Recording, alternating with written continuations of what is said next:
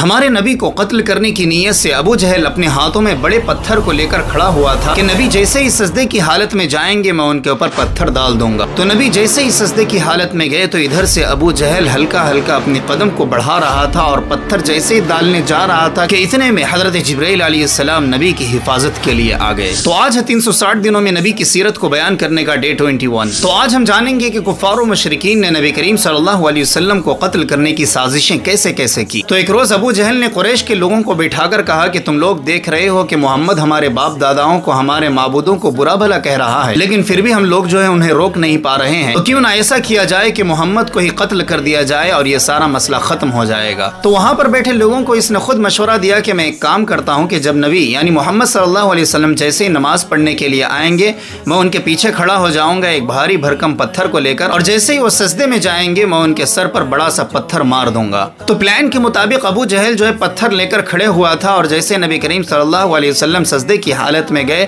تو اپنے قدم کو بڑھانے لگا، تو لوگوں نے دیکھا کہ یہ خود پیچھے کی طرف بھاگ رہا ہے اور پتھر کو اس نے پھینک دیا۔ تو قریش کے لوگوں نے پوچھا کہ اے ابو جہل تمہیں کیا ہو گیا ہے؟ تو وہ کہنے لگا کہ وعدے کے مطابق میں اپنا پورا کام کر رہا تھا، لیکن جیسے ہی محمد کے سر پر میں پتھر مارنے کے لیے قدم بڑھایا تو اتنے میں جو ہے میں دیکھتا ہوں کہ ایک لمبی سی کھوپڑی میرے سامنے نظر آ رہی ہے اور وہ ایسا دکھ رہا تھا کہ وہ مجھے کھا جائے گا۔ تو نبی نے فرمایا ذاک جبرائیل لو دنا لاخذہ، کہ وہ جبرائیل علیہ السلام تھے، اگر یہ شخص میرے قریب آتا تو اسے دبوچ لیتے۔ ایک اور واقعہ اس طرح پیش آیا کہ نبی کریم صلی اللہ علیہ وسلم کعبے کا طواف کر رہے تھے، وہاں پر کچھ لوگ کھڑ کر نبی کریم صلی اللہ علیہ وسلم کو للکار رہے تھے، کچھ گندی گندی باتیں کر رہے تھے۔ تو وہ لوگ نبی کے کپڑے کو پکڑ کر کہنے لگے کہ کیا تم ہی ہو جو ہمارے معبودوں کو برا بھلا کہتے ہو؟ تو نبی کریم صلی اللہ علیہ وسلم نے کہا کہ انا ذاک، میں ہی ہوں۔ تو یہ بات سنتے ہی جتنے بھی لوگ وہاں پر تھے سب لوگوں نے نبی کریم صلی اللہ علیہ وسلم کو پکڑ لیا۔ انہی میں سے ایک شخص تھا عقبہ بن ابی معیط، جو نبی کریم صلی اللہ علیہ وسلم کے کپڑے کو پکڑ کر ان کے گلے میں جو ہے ٹائٹ سے باندھ دیا، اور نبی کریم صلی اللہ علیہ وسلم کا گلا گھونٹ رہا تھا کہ اتنے میں حضرت ابو بکر رضی اللہ عنہ کو پتہ چلا،